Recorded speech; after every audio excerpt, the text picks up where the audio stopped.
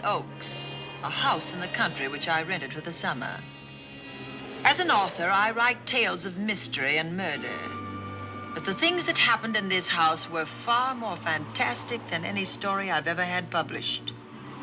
I brought a staff of servants from my city apartment, and my maid Lizzie Allen, who had been with me nearly 20 years. Lizzie? Yes, Miss Cornelia? Is the car ready? It's at the door. Look, Miss Cornelia, them servants you brought from the apartment are talking about walking out on us. Really? Well, I know they don't like it here, but I didn't think it was that bad.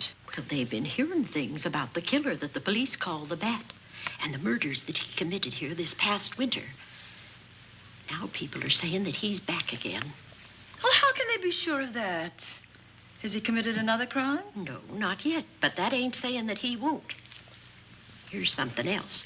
You've heard about the bats they have here. Animal bats, the kind that fly. Yes, yes. Look what it says in this magazine. This is a report from the State Health Department, and it says some of them bats is rabid. Well. And that ain't all. Now there's a rumor going around that it was the bat himself, the killer, I mean, that released the rabid bats in this neighborhood. Oh, that's ridiculous. Well, the housekeeper, the cook, the butler, and the upstairs maid don't think so. Well, I can't help what they think. If hysterical nonsense like that can scare them out of their good jobs, it's their loss, not mine. Come on, Lizzie, I've got to get to the bank.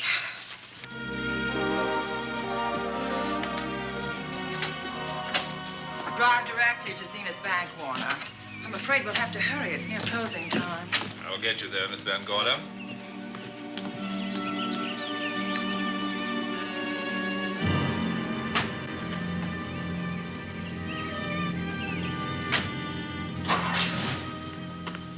Thanks again. Miss Van Gorder. How do you do, Mr. Barry? How are you? I'm very well, thank you. You remember Lizzie Allen? Of course. Hello, Miss Allen. How do you do? So you're spending the summer with us again? Yes, yes. I've leased the Oaks, the home of your bank president, John Fleming. I heard you had. I was surprised. Why? Is there something the matter with it? No. I was surprised because Mr. Fleming said he would never rent it. Oh? Well, I rented it from his nephew, Mark Fleming, who has the real estate office here. He said his uncle would be gone the entire summer. Well, that's right. Mr. Fleming's in the North Woods now with his physician, Dr. Wells. Oh, pardon me. Dale, I want you to meet my wife. We were married at Christmas time. That must have been nice. Believe me, it was. Oh, here she is. Oh, dear. My wife, Miss Van Gorder, Miss Allen. How do you do, Mrs. How do you Bailey? do? Cornelia Van Gorder. Yes. Oh, well, I've read every murder mystery you've ever written. I just adored that weird one, The Private Morgue of Dr. X, even though it gave me the shivers. Only the shivers? Scared hell out of me. Oh. Well, I really mean that Miss Corney killed them off in that one. When you refer to my books, please don't call me Miss Corney. Pardon me, Mr. Bailey. Mr. Hines is here to see you. Oh, yes. Excuse me, please. Don't be strangers now. No, Oh, no, I we should won't. say not. Oh, so you're a bride. Well, not quite. Not since Christmas. No, I'm sure I've seen you. Well, I used to be my husband's secretary here in the bank. Of course I remember. May I welcome our most distinguished visitor back to Zenith? Oh, that's very charming, but, Lieutenant Anderson. Lieutenant Anderson, of course. Chief of Detectives of the Zenith Police Department. This is Miss Allen. Miss Allen. How do you do? Lieutenant Anderson is one of our favorite citizens. He's on the bank's board of directors. Not bad for a policeman. You must have made a good thing of it. Well, I saved my money, if that's what you mean. It's near closing time, and I've got some business in the safe deposit vault. Please come and see me, Mrs. Bailey. Oh, I'd love to. And you, Lieutenant. Thank you. Goodbye. Goodbye. Nice to meet you.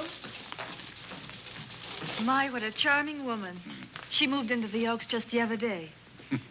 That house is a proper setting for a writer of mysteries. Oh, it certainly is. Vic, what's the matter? Come in here, both of you.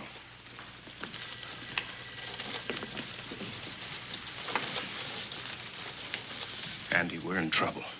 Wendell Hines came in to pick up $350,000 worth of bonds that we were holding as collateral for a loan. They were kept in our special vault. Mr. Fleming and I are the only officers of the bank who have access to that vault. So? The Hines bonds are gone. That's not all. Other negotiable securities are missing. From what I can gather, short of a careful check, the bank has been looted of over $1 million worth of securities. You'll have to notify Fleming. I wish I could talk to him. Unfortunately, he and Dr. Wells are deep in the woods. They can't be reached by phone.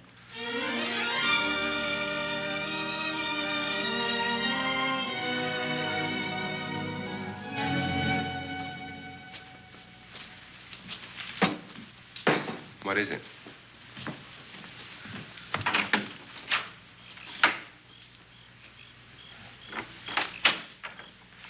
I thought I heard someone on the path coming from the lake. Had an idea it might be that guide of ours. Oh, Sam won't show up until morning. It's a 20-mile canoe trip from here to civilization. 5 will get you 10. Sam has a message for me. I thought you told him at the bank not to bother you. I did, but they'll bother me. Doctor, Yes, John. what would you do for $500,000? Anything short of murder. Why not murder? Too messy. Too great a risk? For $500,000? Yes. I pinched $1 million from the bank. Well, I'm not kidding. I embezzled it. Not that I think you wouldn't do it if you thought you could get away with it. I got away with it. I'm not talking about currency. I took negotiable securities that could be converted into cash. I have the cash in 10s, 20s, and 100s. Well, I'm your doctor, not your lawyer. Why tell me this? You'll find out why. Who's going to take the blame for the robbery? Bailey, the cashier. They'll never suspect me. I like Bailey. Well, so do I. I love the guy. I gave him his first chance. He has a lovely little wife. Charming girl. Was the best man. Where's the $1 million? In my family's tomb in Zenith. In the crypt with my father's casket. I don't buy that, John. No? No. You forget that I had you in charge when you were a very sick man. When you raved in delirium. And I heard you talk about a hidden room. Now, where else could you put a hidden room except in that mansion you built? That white elephant you call the Oaks. Look, everyone knows I have a bad heart. Now, who would doubt it if you wired the bank directors that my heart had failed? That I had fallen from a great height here in the woods, and that I was badly smashed up. You could ship the body back for burial and instruct them not to open the casket due to the condition of its contents. Well, you realize, of course, that we'd have to have a body to put in that casket, which means that we'd have to deal with an undertaker at this end. Of course. Well, where do we get a body? Couldn't we provide one of our own? How about Sam? Sam, our guide? Sam weighs about as much as I do. He's practically a hermit. He wouldn't be missed for a long time. The local undertaker would know him. Not if we made him look as if he'd been in a serious accident. But if Bailey's going to take the blame, why do you have to do this? A jury might acquit him. In that case, I'd be a logical suspect. I could disappear, of course, but it's safer if they think I'm dead.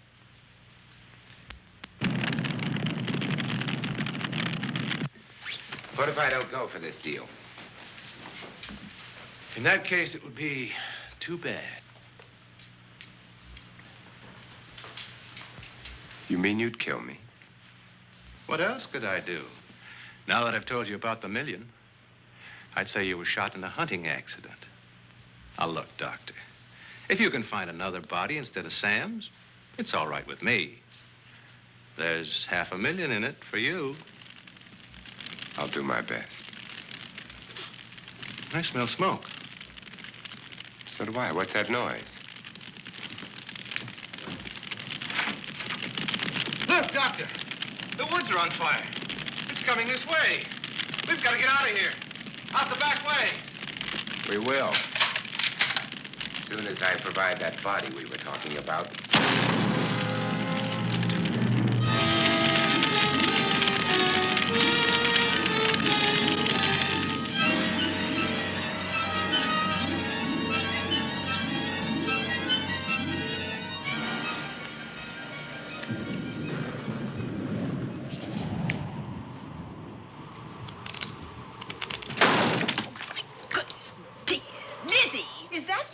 Yes, Miss Cornelia. There's a storm coming up, and it's gonna be a snorter. The wind nearly blew the door off its hinges. Well, that noise blew my game higher than a kite. I think I've lost some of the cars. Oh, I'll get them for you. Oh, I see you found the paper. Drat that paper boy, scooting by on his bicycle, just chucked it into a clump of bushes and let it go at that. For land's sake, Mr. Vic Bailey's been arrested. Oh? I think. Victor Bailey, vice president and cashier of the Zenith Bank, was arraigned before United States Commissioner Alvin Fielding, charged with the embezzlement of over $1 million. I can't believe Vic Bailey had anything to do with that robbery. Oh, well, I see our landlord is home again. Landlord? Mr. Fleming. Dr. Malcolm Wells is back in town with the body of John Fleming, president of the Zenith Bank, who was killed in a forest fire. Mr. Fleming will be laid to rest in his family's tomb on Friday. And I hope he stays there. Well, why shouldn't he? Well, this is his house. And ever since he died, some funny things have happened here. For instance? The housekeeper, the cook, and the butler said that they heard strange noises at night. And the upstairs maid swore that she met a man without a face coming up the back stairs. Oh, so that's why they quit and left me to run this place without a staff. They didn't tell you, Miss Corney, but the truth is they was scared to stay. But you're still here, Lizzie. Haven't you seen anything? No. No, and even if I had, I ain't afraid of ghosts. They're afraid of me. Honest, Miss Corney, a spiritualist told me once that ghosts was allergic to me. But this Bat feller they keep talking about in the paper, I guess he'd be different. No, I don't think you'd have the same effect on him. Oh, dear. What are they trying to do? Drive people away from this part of the country? Why, what does it say about the Bat? His specialty seems to be killing women. My goodness, 2 of them in one night. All his victims died the same way, like their throats had been ripped open with steel claws. That's a charming little caper. I'll have to try it sometime. In a book.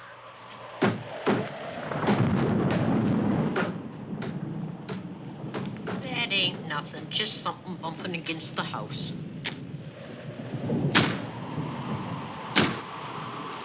That's just the wind banging a door. Pay no attention to it. Listen to this. One of his victims, who lived for a moment after she was found, described the Bat as a man without a face. Honest, Miss Corney, I think that woman must have been exaggerating.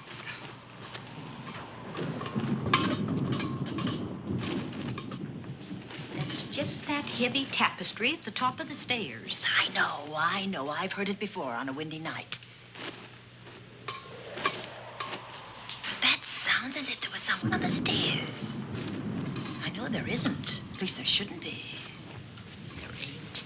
Them's just the noises you hear in any old house on a windy night. It says here that the Bat never leaves no fingerprints. That's understandable. Having no face, he probably has no fingers either. Lizzie!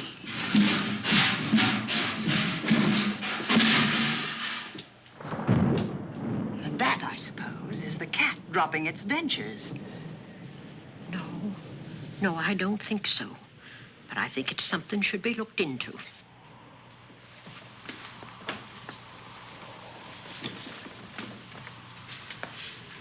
who chucked him down here? The wind, I hope. There must be a window open up there. No, Lizzie. Let him lay. Let him sleep it off. I hope the power lines don't go down, put the lights out. Now, we'll check the windows in the living room and draw the curtains, and then we'll go to bed. Yes, ma'am.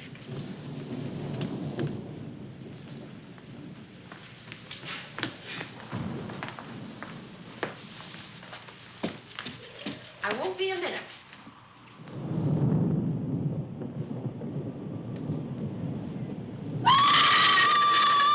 Gordy! Oh! What is that? Oh, when I went to get the paper, I turned the latch off. I forgot to turn it on again. He's out there. He was coming in. He might have got you. Oh, but he didn't, and he's still out there, thanks to you. Now, you hurry now, and we'll call the police. No, I won't leave you, Miss Corney. Are you okay? Yes, ma'am, I'm okay.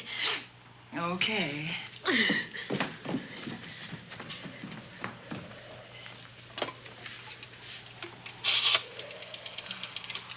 Operator? Give me the police department, please. Zenith Police Department. This is Cornelia Van Gorder. I'm living at the Oaks. We know about that, Miss Van Gorder. Just a moment ago, a man tried to force his way into this house. You're not alone there, are you? What about your servants? Well, I have none except my chauffeur, and he's away. He won't be back until the morning. Now, there's only 2 of us here tonight, and we're going to lock ourselves in my room. Now, if any of your men see anything, will you have them call me? I'll send officers over there right away. Oh, thank you very much. Come on, Lizzie. We're going to sleep in my room.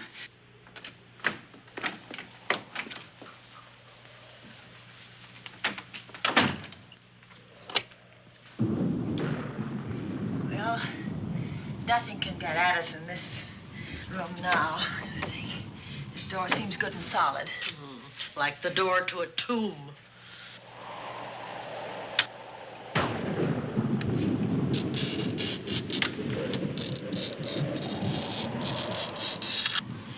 I think that couch will be comfortable. There's some extra bedding, you know. Yes, ma'am. Closet. Let's see now.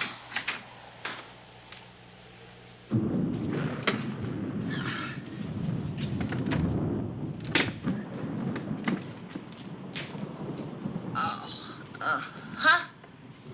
No bolt. Well, that's not so good.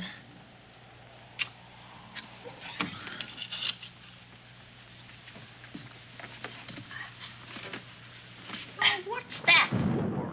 That, my good woman, is a booby trap. If anybody tries to open this transom, this will be knocked off, and we'll hear it fall.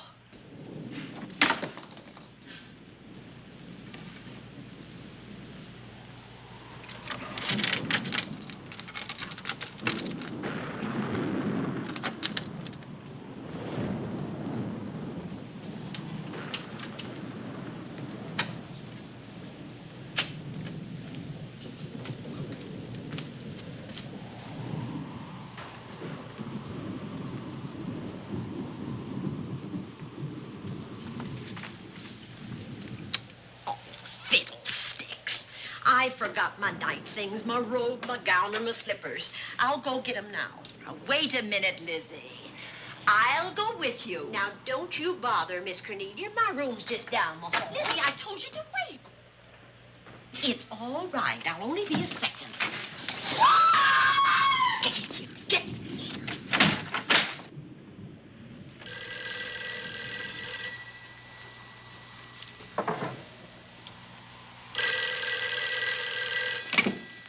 Yes? Miss Van Gorder?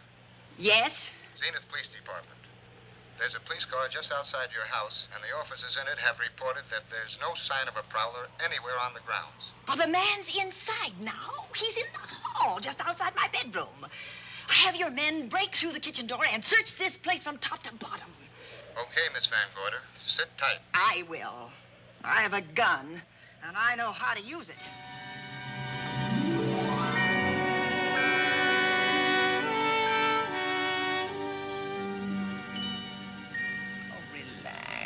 relax, Lizzie. The police did a good job. They couldn't find anybody in here. But we both saw him, Miss Cornelia. All right, so he got away. But there are men on guard outside, so just try and get some rest. There's nothing can get at us here.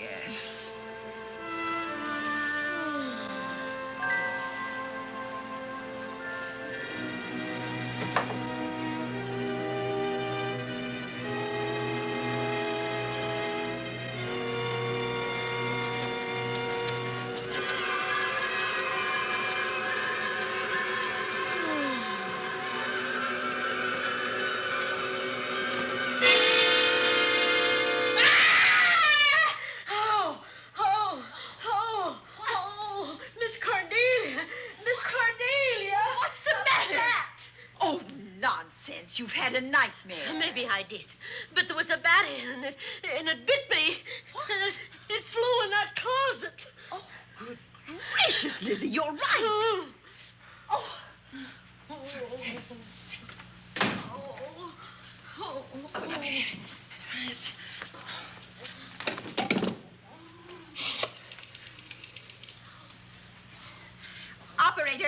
Operator, will you get me Dr. Malcolm Wells' office, please?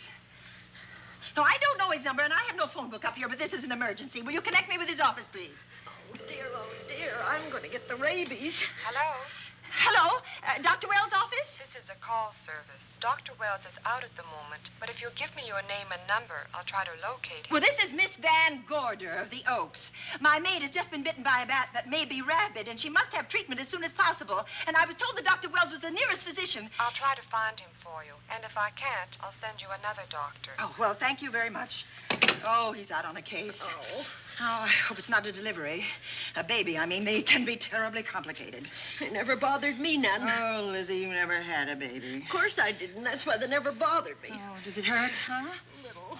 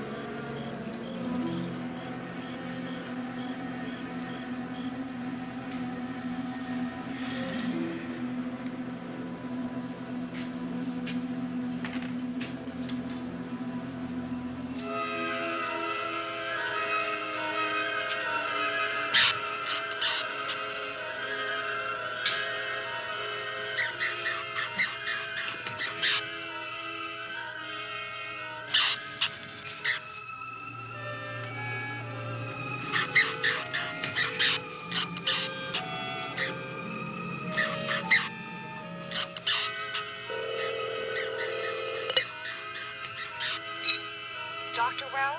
Are you there, Dr. Wells? Are you there, Dr. Wells? This is the operator.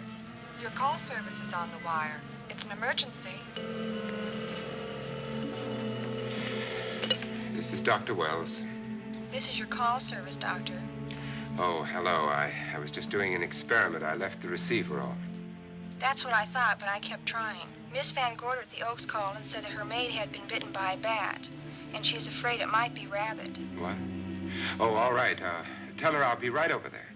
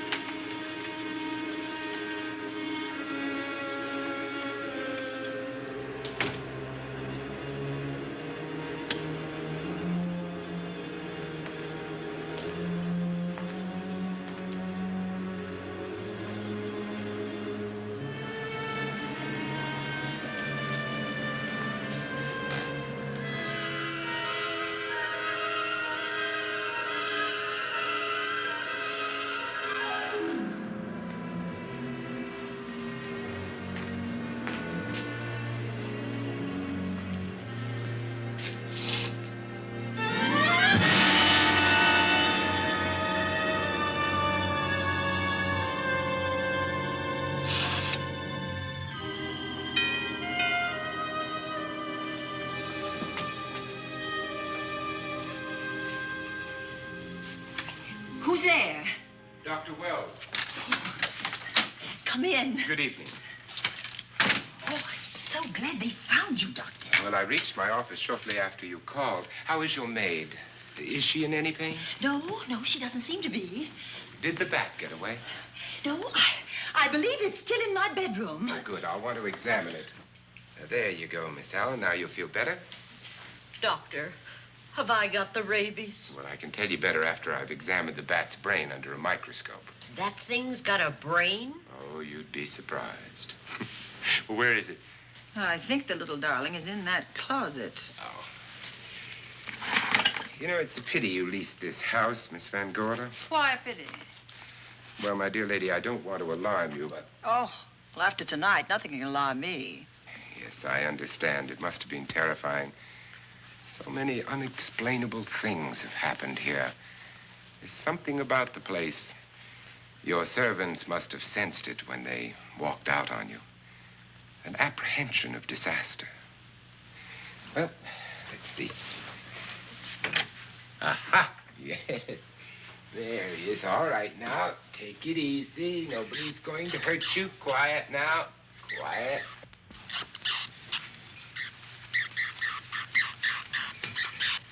He looks quite normal. Doesn't seem to be sick at all. Oh, ain't that nice? I've been worried about him. Well, you should be. From his appearance, I'd say that he doesn't have any infection. In which case, you've had a narrow escape. Now, you take one of those tablets I left for you, and I'll guarantee you a good night. And I'll drop in on you tomorrow. Oh, thanks for everything, Doctor. Now, don't worry. I can find my way out. Oh, I know you can, but do let me help you. Oh, don't forget that once I'm gone, you'll have to climb those stairs alone. Oh, I'm all right. I'm armed now. Can you shoot one of those things without shutting your eyes? Oh, Doctor, there are guns in every book I've ever written. I don't write about things I'm unfamiliar with. Lock the door, Lizzie. Good night. Yes, ma'am. Good night, Doctor. Accident? No, the wind blew him down. Oh. I think. Oh. Did you know that young Mark Fleming leased you this house without notifying his uncle? No, I didn't. Well, it doesn't matter now. John Fleming is dead and Mark's his heir. But if John were alive, he would warn you to leave here, Miss Van Gorder. Really? Yes. It's been a tragic place for anyone who ever lived in it. Well, good night. Good night, Doctor. Who's out there? Nobody you need worry about, Doctor. Oh, it's Andy. That's right. Oh, good evening, Miss Van Gorder. Good evening, Lieutenant. Somebody sick here? My maid was bitten by a bat. Oh? A rabid bat? Well, I'll know for sure when I get to my lab. I caught the bat. It happened indoors? In my bedroom, yes. How'd it get in? Well, there are many ways a bat could get in a house. You ought to know. I spotted this hole in the window the minute I got here. Why? That's where the two-legged bat got your door open. Miss Van Gorder told me that she phoned headquarters at Zenith. Yes, I phoned twice. The second time was after the prowler got in the house. Weren't you at headquarters, Andy? No, but they contacted me. An officer came and searched the house from top to bottom, but they couldn't find the bat.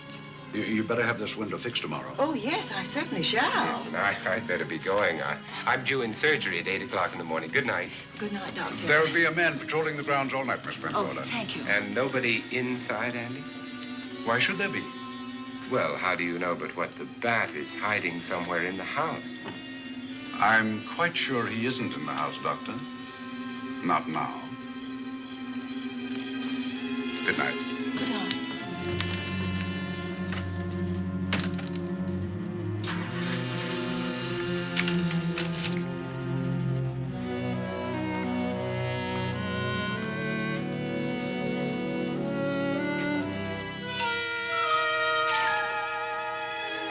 Hi, Andy. Hello, Mark. Well, congratulations. Real estate business must be picking up. New office, new furniture. New deal. How do you like it? It looks expensive. Are you squandering your inheritance? Oh, I haven't got it yet. Well, the paper says John Fleming left his entire fortune to you. Funny thing about that entire fortune is that we can't find it. No kidding. Oh, all Uncle John had in his bank account was a couple of $100. And his safe deposit box was empty. If we don't find that missing million, mine will be empty, too. How come? Well, all my savings were invested in Zenith Bank stock. The examiners won't certify the bank is solvent until those stolen securities are found. So the stockholders have voted an assessment that'll wipe some of us out. It's a since those securities have been converted into cash. And if I can't find that cash, I'm sunk. Well, where are you going to look for it, Andy? Here in Zenith. Your uncle wouldn't take $1 million on a hunting trip, would he? You suspect Uncle John? Why, Andy, he founded the Zenith Bank. That'd be like robbing the family tomb. You think he wouldn't? Well, besides, Vic Bailey's fingerprints are all over the vault. Now, they didn't find any of Uncle John's fingerprints. Because he wiped him off.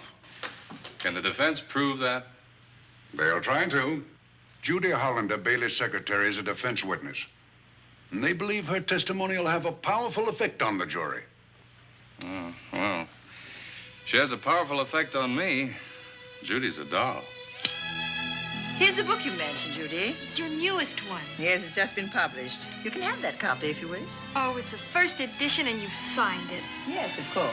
Thank you so much. May I serve tea now, Miss Van Gorder? Yes, please do, Warner. Thank you. Well, I see you've engaged new servants. Yes, of course. Well, how did you persuade them to live in this house?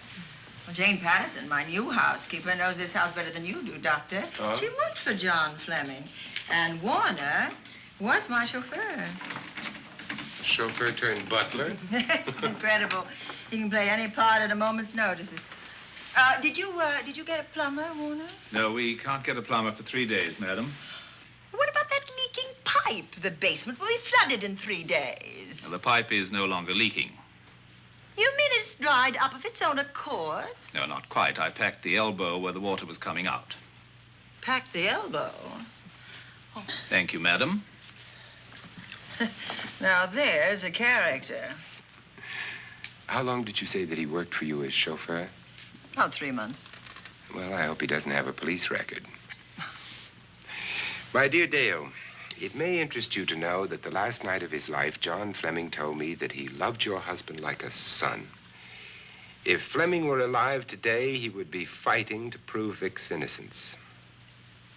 Could Mr. Fleming prove his own innocence?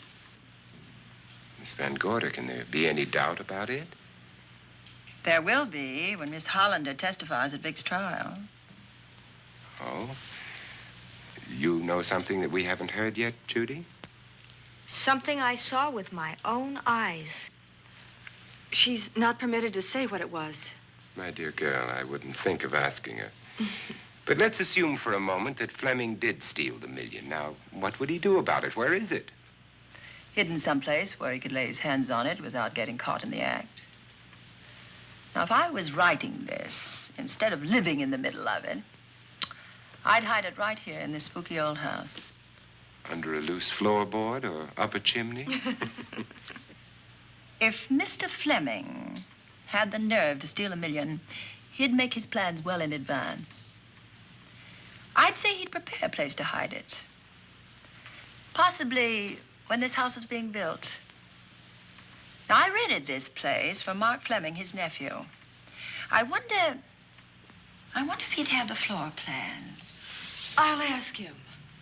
Yes. Lizzie, will you bring Mrs. Bailey the phone? Oh, you ask him now. His number is Summit 7537. Oh, thank you, Lizzie.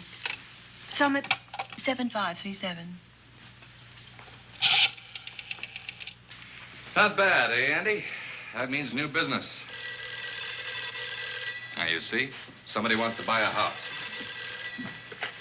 Mark Fleming speaking. Oh, hello, Dale. Well, hang on a minute, honey, while I see if I have him. It's Dale Bailey, all excited. Miss Van Gorder wants to know if I have the floor plans of the Oaks. Now, what would she want with the floor plans? Well, she suggested to me that your uncle might have hidden the bank loot there. Are the plans here? Well, they're somewhere in the house itself. Wait a minute, there is a place where Uncle Johnny might have kept those blueprints. What place? Well, I heard him talk about it a good many years ago. I can't be sure of the exact location.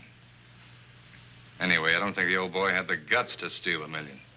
But if I find those plans, I'll let you know, Andy. Hello, Dale.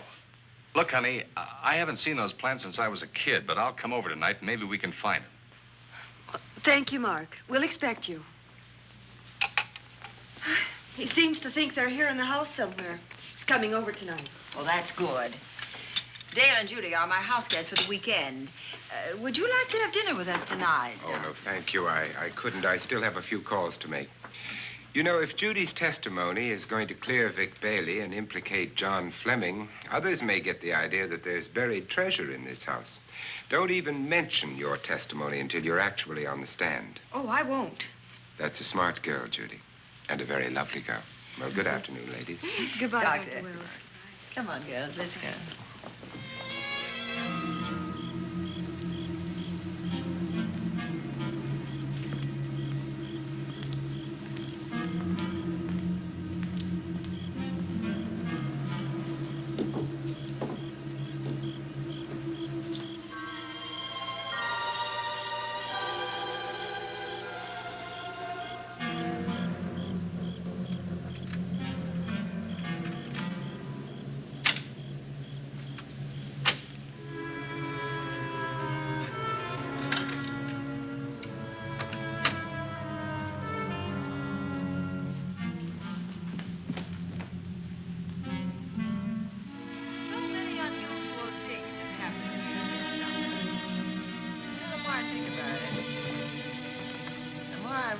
I should be putting them down on paper.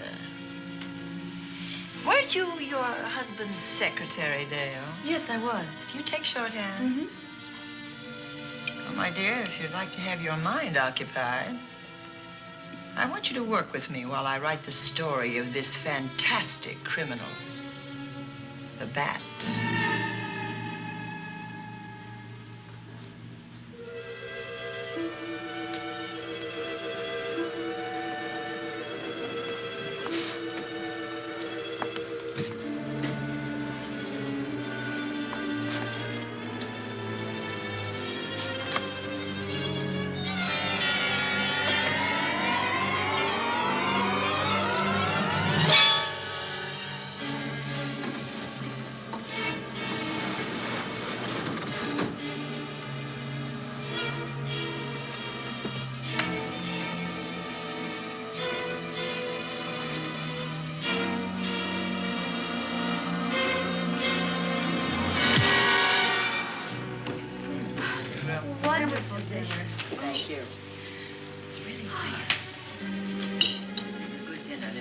As usual. Wonderful. Oh, what a lovely piece of silver. It's an original, isn't it? Yes, they still use them in England for buffet breakfasts. Some hot water in the bottom. Keeps your kippers hot, your sausages, and your scrambled eggs. Interesting. It's very useful. Really nice.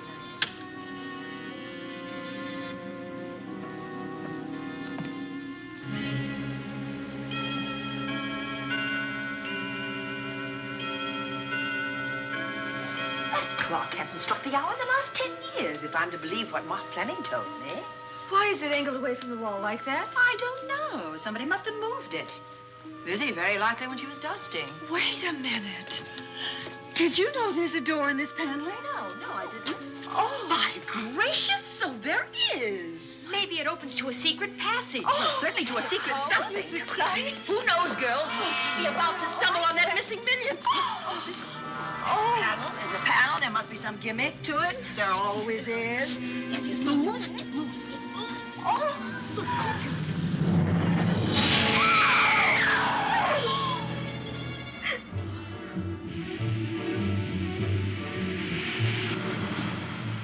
Calling car 11. Calling car 11. Proceed to the Oaks in Zenith Township immediately. A homicide has been reported. Okay. Proceeding to the Oaks. Notify the county coroner, Dr. Wells. Tell him to come to the Oaks at once.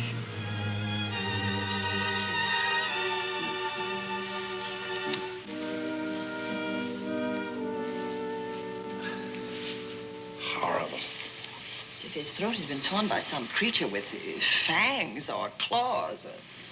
That's his sign. We found it on the others he killed.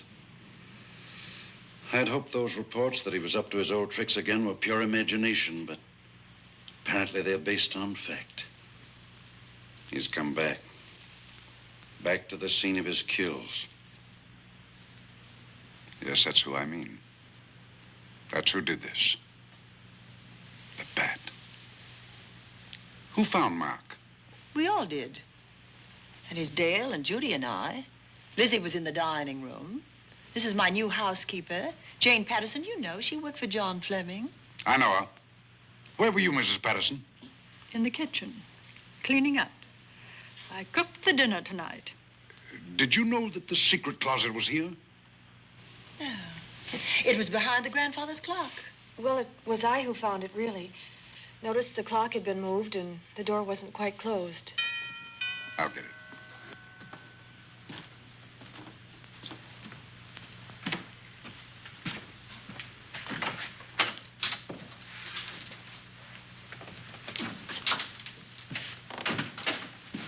Who is it?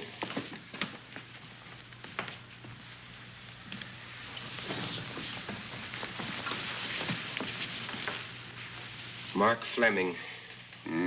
As coroner, you saw the same wounds on the others. How long's he been dead? Oh, I'd say about a half an hour. Do you believe it was the bat? That's a bat's trademark. Perhaps he's still in the house. That's possible. Why should he be?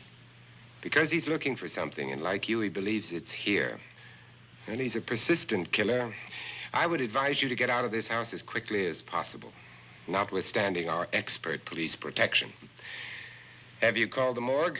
They're on their way here. Oh, good. I want to examine the body before they get here. May we take it into another room? Yes, to the sunroom in the back. Thank you. Give me a hand. Excuse me.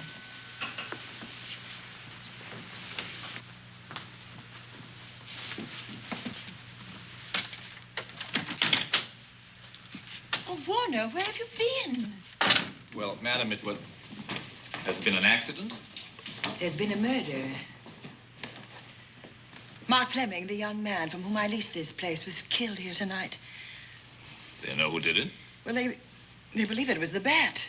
I'm sorry I had to use the front door, Miss Van Gorder, but I forgot my keys, and when I rang the bell at the kitchen door, there was no response. Oh, this is Warner, Lieutenant. He's my butler. He was my chauffeur. Why'd you promote him? But it's very difficult to find a butler. They don't like service in the country. Have you been a butler before? I've served in many capacities, sir, but this was my night off, and I forgot my keys. I heard that part. What time did you leave the house tonight? Oh, about 6:30. I had dinner at Wiley's Roadhouse. Can you prove where you spent the rest of the evening? I can try. Try hard. And don't leave the house. I'll get to you later. Very good, sir. I shall be in my room, Miss Van Gorder, if you need me. Yes, Warner. Surely you don't think he's... Warren and I have met before. I can't recall where or when, but I will.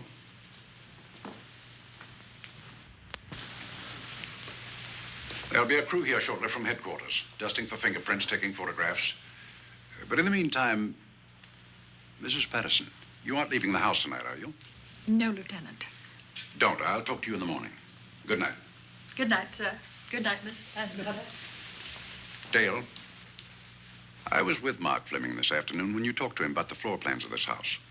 I heard him tell you he was coming here tonight. Dale called him at my request. She told me he was coming. Who else heard her tell you that? Judy, Lizzie. And that nice Dr. Wells. Dr. Wells. There are a few killers who kill for the fun of it. The bat very likely is a mental case, and I'm convinced that his crimes are motivated by his mania for personal gain. There's $1 million at large, and he's going to keep on hunting for it until he lays his hands on it. Now, these young ladies are staying here tonight? Yes, they're my house guests. Well, when my crew arrives, we'll be busy for a while, so I'd suggest that we go to our rooms? That's a very good idea. Come on, girls. What about a police guard for this house tonight, Lieutenant? You've got one. I'm going to cover this place tonight from the attic to the basement. If the bat makes another call, I'll have a little surprise for him. Who is he? Have you any idea?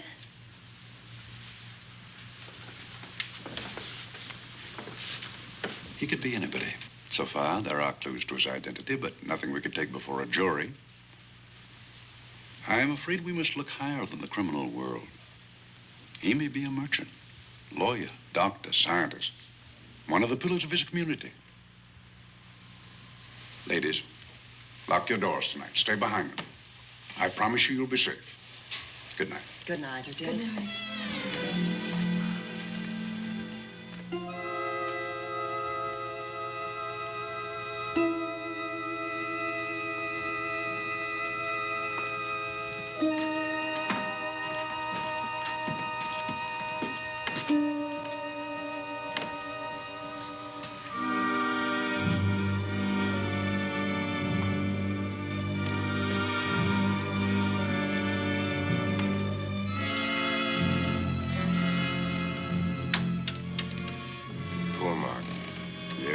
Pity. So young. Well, Doctor, do you agree it was the bat? In my report, I shall say the death was caused by the same technique used in the other killings. A paralyzing blow to the throat, followed by severe lacerations of the jugular, resulting in excessive hemorrhage. In a layman's language, he didn't know what hit him. Oh, he knew. But he didn't have time to think about it.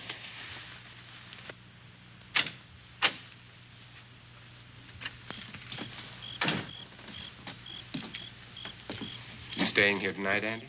Well, until I check the doors and windows, but I'll be back bright and early in the morning. Neither snow, nor rain, nor heat, nor gloom of night stays these couriers from the swift completion of their appointed rounds. A lot of people are due for a shock when I close this case. Yes, I'm sure they are. Good night, Andy. Don't get hurt. Good night, Doctor.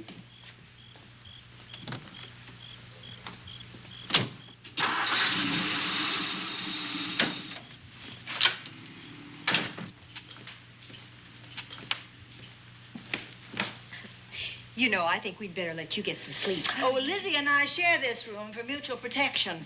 You know, one night, a storm blew the wires down, put the lights out, and I went out the next day and bought a half a dozen of these things. You better take one with you, Dale. Oh, thank you. We'll go across the hall now. Are you sure there's nothing else you need? Oh, no. Quite sure. We'll be all right. Well, if anything bothers you, you just sing out, and 2 strong women will come to your rescue. Oh, nothing will bother us. Not with Andy on the job. No. Well, good night. Good night, Miss Van Gorder. See you in the Don't worry, everything will be all right. We won't. Good night. Good night.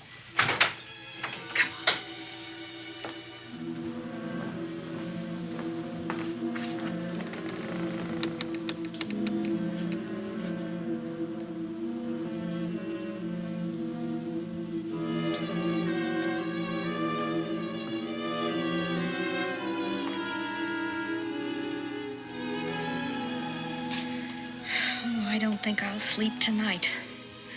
Me neither. All I can see is poor Mark Fleming staring at us. I thought that when people died, their eyes closed, as in sleep. Don't think about it. I'll bet you're thinking about it. No, I was thinking of my poor husband sleeping in jail tonight. Oh, Judy, I love him so much.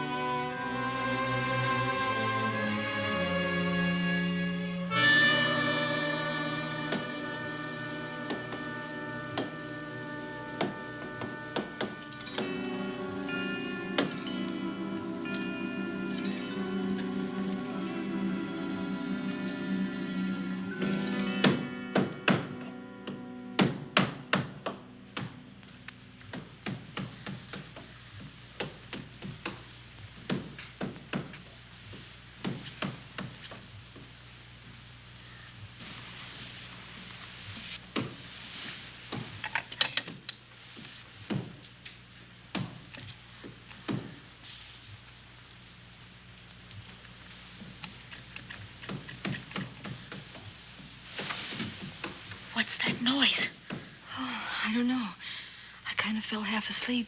For a moment, I thought it was something from a dream. It's somewhere in the house. Yes, on the floor above. Not directly over us. Probably a room overlooking the driveway.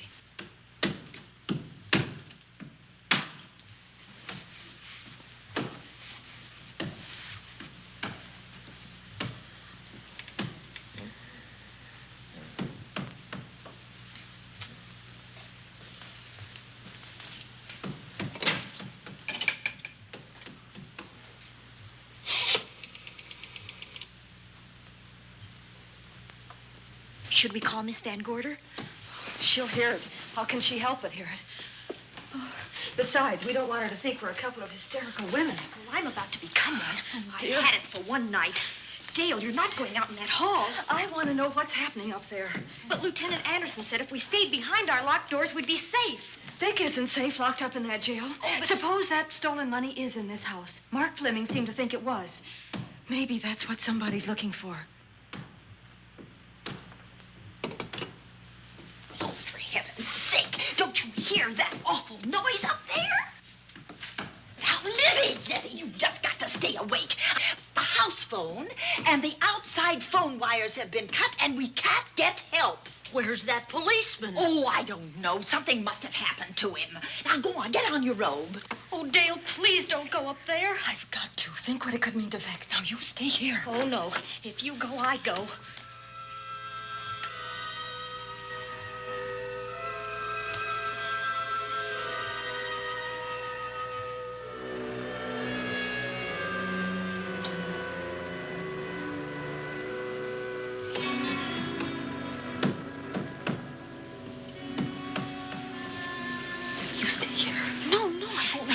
Alone. You wait here. I'm going to see what it is. Oh, please let me go with you, Judy. Will you warn me if anyone comes? I'll only be a moment. Now, wait.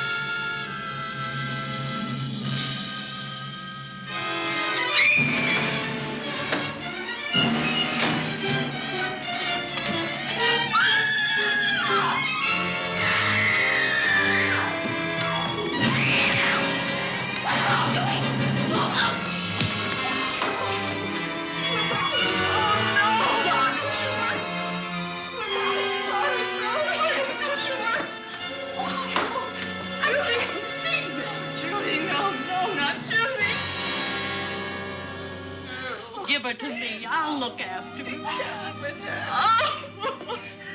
Oh, Dale.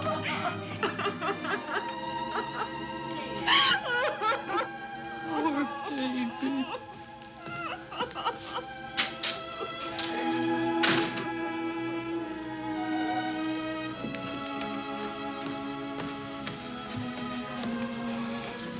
Judy.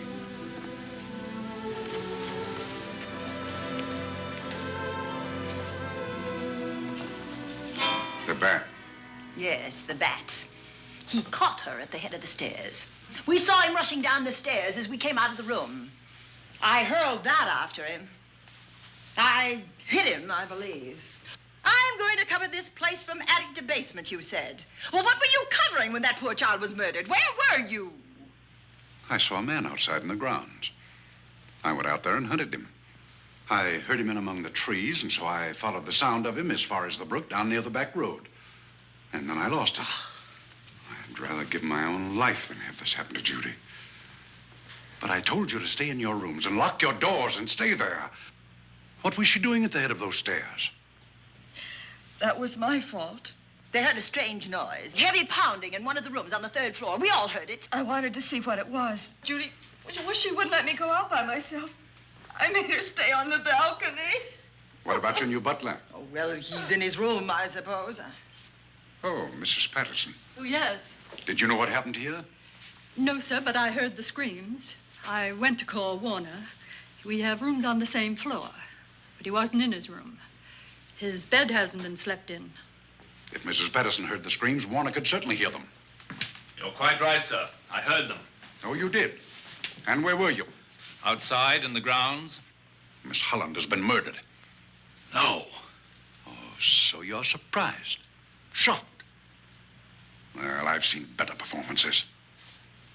I remember you now. Your name's not Warner. I've got a circular in my office with your picture on it. The Chicago police not so long ago were hunting for you in connection with the robbery. You're right again, sir. And they found me and they tried me and I proved my innocence and I was acquitted. That could have been a lucky break.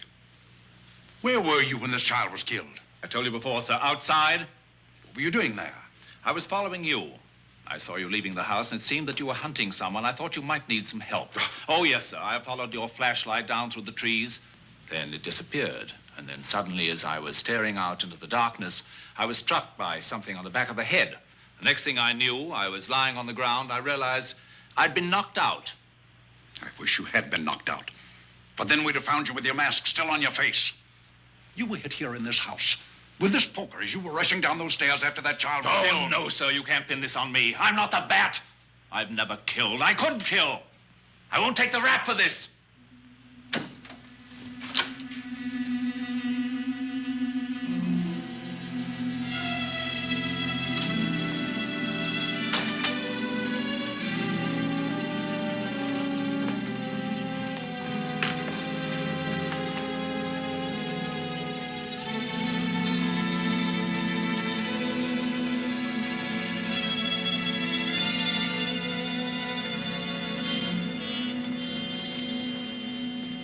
Doctor. We have another case for the county coroner. You see, the bat came back. Why did you come back, Doctor? Well, I had an accident about a mile down the road. The right rear wheel of my car came off, and I plunged into the ditch. This was the nearest house, so I came here to call for help. I thought I'd find you around, Andy. Physician, heal thyself. You must have been hit by something on the back of your head. I told you I had an accident. So you did, Doctor. So you did. I could be wrong. But maybe I'm not. We shall see. All right, dear, let's start a new chapter. For days, the murders held the headlines. Lieutenant Anderson grilled us and ransacked the house from top to bottom. Warner was not placed under arrest, but his every move was watched. At night, except for a detective on guard in the house, the police and the reporters left us alone. And on one of those nights, without telling Lizzie or anyone else, I pursued a secret investigation of my own.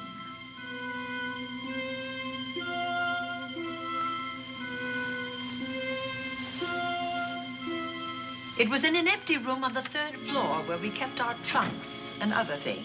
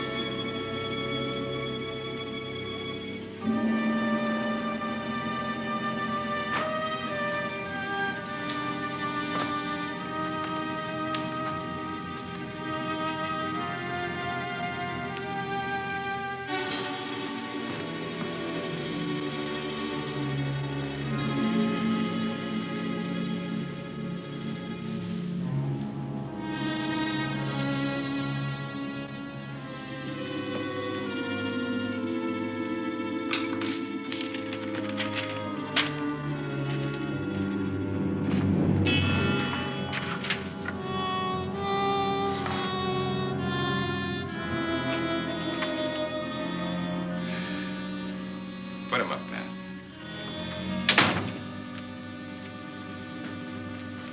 It's a bright idea to kill me in my own lab and let people think that I'm the bat. But you had to kill me first. What was it to be, ambush? And clever as you are, you're not smart enough to do that. Nor were you smart enough to find the money, though you came quite close to it. But I know where it is. And when you're dead with that sign pinned on your chest, I'm going to collect it and live happily ever after. He destroyed himself. How true that will be. Well, goodbye, Bat. Here's a serum that will heal you whether you're rabid or not.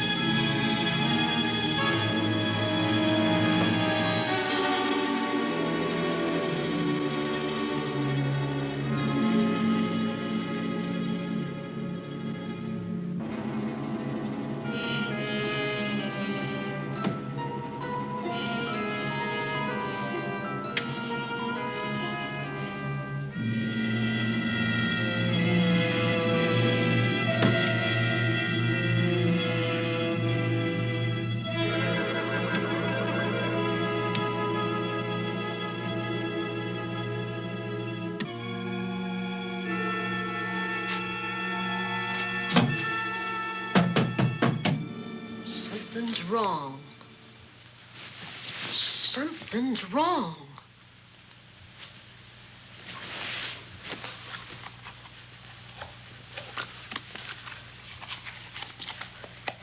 Miss Cornelia.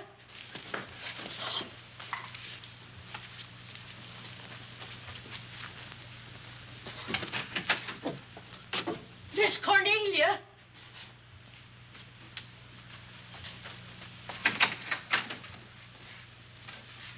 Now, where would she be going at this time of night?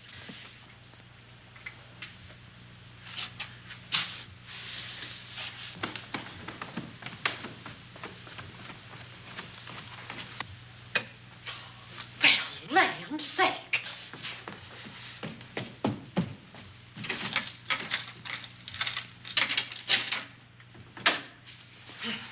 I never. Oh. Mr. Davenport. Mr. Davenport. Oh, a fine thing. The door unbolted, the chain off, and you asleep on the job. Wait till Lieutenant Anderson hears about this. Come on, wake up. What's the matter with you? I don't know. My head hurts. My whole body's numb. Here, take a sip of this. Try to snap out of it. I'll be back in a minute.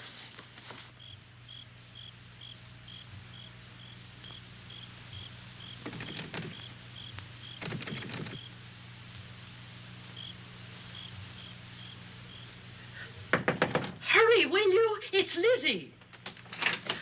I'm terribly worried. I can't find Miss Cornelia anywhere, and something's happened to the policeman. I don't know what. Get Warner. Bring him to the drawing room. Tell him we need him.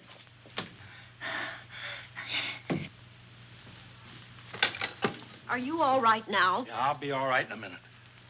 I remember now. I took a drink of wine from that decanter there. Miss Van Gorder told me to help myself. She wouldn't put nothing in it? Well, somebody did. Somebody who knew I was on duty here. Then it was somebody that got Miss Van Gorder. I can't find her anywhere. Upstairs, downstairs, or in the basement. I told the housekeeper to get Warner. Lieutenant Anderson will want to know about this. Hello. Yeah, this is Davenport at the Oaks. We've got trouble here. Well, for one thing, I was drugged. Yeah. But I must have been knocked out because the maid tells me Miss Van Gorder is missing. Well, you better call Anderson and let him know. He's not at home. Well, where is he? Out on a case? What case? Dr. Wells. What else did they tell you about it? Oh, hurry, will you? We've got to find Miss Cornelia. Okay. Lieutenant Anderson is out on a case. Dr. Wells was found dead in a room next to his garage, murdered. Dr. Wells? There's something queer about the killing of Wells, but headquarters won't talk about it. Lizzie, Warner isn't in his room. There's no sign of him anywhere. And I was supposed to keep an eye on that guy. Where's Miss Cornelia? That's what I want to know. Wait a minute. Didn't you say that the chain and the bolt were off of the front door? I certainly did. Well, maybe Miss Van Gorder went outside. Oh, she never would. We better look. I can't breathe. There's no air.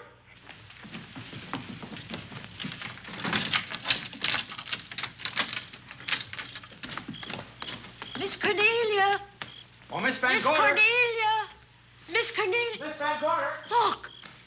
There's a light in that room on the 3rd floor. Were you up there tonight? Well, of course I was, but I turned the lights out before I came downstairs. And Miss Cornelia might have turned them on again. That's where we're going to look first. Come on.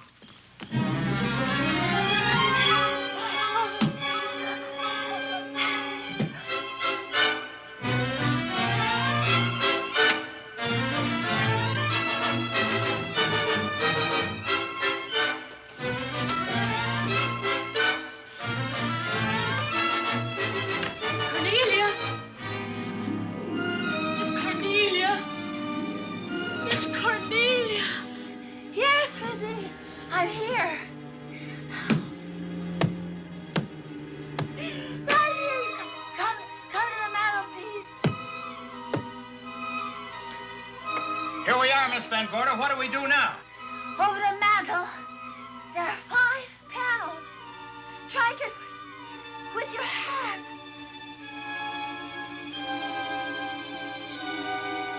Which panel did you say, Miss Van Gorder? Oh, I can't. I just can't. Miss Van Gorder, which panel? We couldn't hear you. She said strike it. What difference does it make which panel? Strike them all. Look.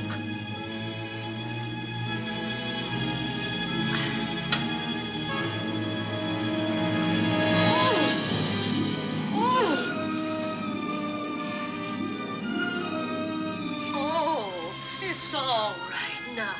It's all right, dear. Lizzie's here.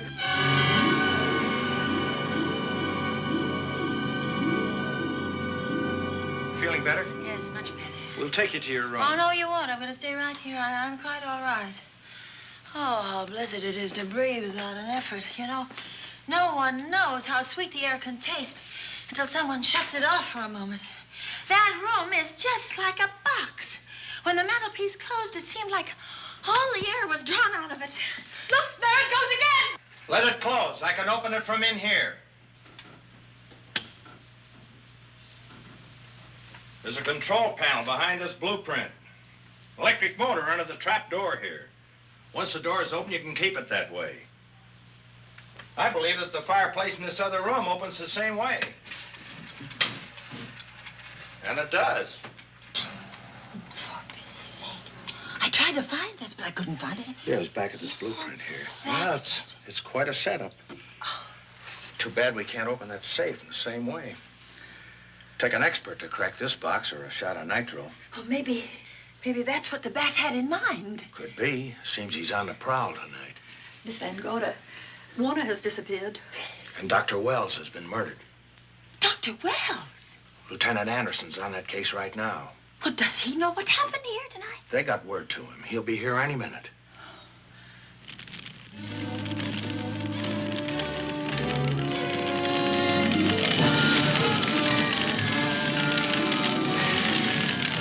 What's that noise? Miss Van Gorder, the garage is on fire. Scott, look at that. Lizzie, put that light out in the other room. Now, where are you going? to report the fire. Well, you just stay right here. Miss Van Gorder, the garage. Well, let it burn. You watch the stair. Can't you see that fire was set to get us out of the house? Out of the house? Were you talking about the... Yes, I'm talking about the bat. Now that the lights are out, he'll think his trick has worked, and we've gone. He'll be here any minute. Well, so will Lieutenant Anderson. I hope so, but the bat will be here first. And he'll kill again if we're in his way. We've got to be as clever as he is.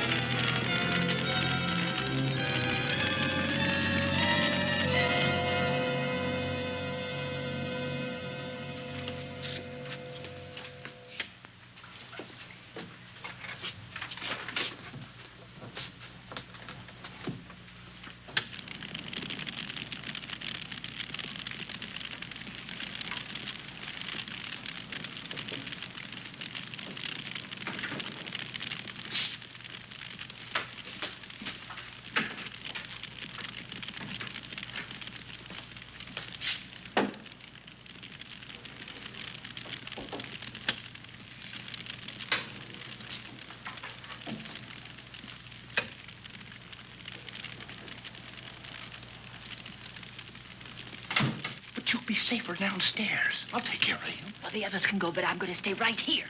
All right, but get out of sight.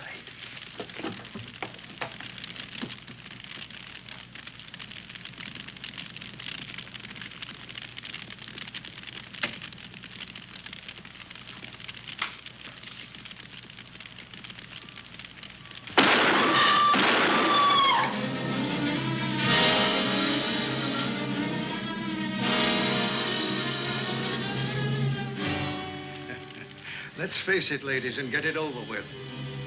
Others have seen my face before they died, but I'll have to deny you that pleasure. This would make a good scene for your book, Miss Van Gorder, but I'm afraid you'll never write it.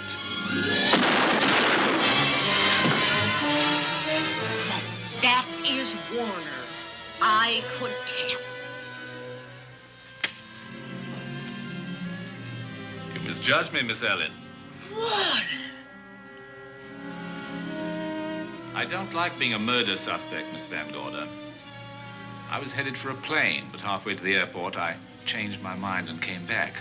I'm glad that I did.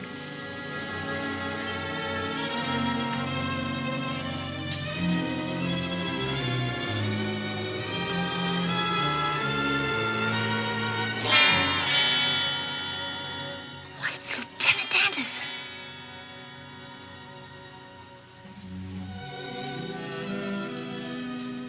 Yes, it was Anderson. He'd discovered the secret of the hidden room and was waiting to get into it and open up the safe. We found the money in it, a little over $1 million in tens and twenties and hundreds. Good old Andy. With all his ill-gotten gains invested in bank stock. It's rather a clever way to hide stolen money. In the open, as it were, and so respectable. But don't try it. No matter how clever you are, you can't hide murder.